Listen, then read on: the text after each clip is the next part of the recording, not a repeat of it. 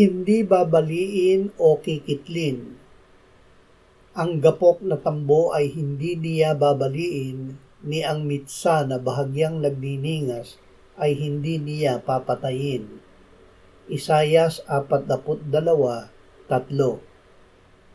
Ang Panginoong Hesus ay mahabagin. Hindi niya babaliin ang mahina o papatayin ang nanghihina. Ikakanlong niya sa kanya at kanyang paninibaguhin ang mga nasugatan at nawalan ng liwanag. Bibigyan niya sila ng pag-asa at lakas sa kanilang kahinaan.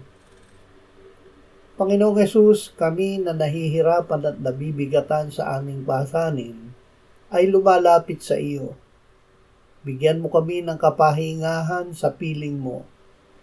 Salamat na ikaw ay maamo at may mapagpakumbabang puso, kaya't sa iyo ay makakatagpo ng kapahingahan ang aming mga kaluluwa. Amen.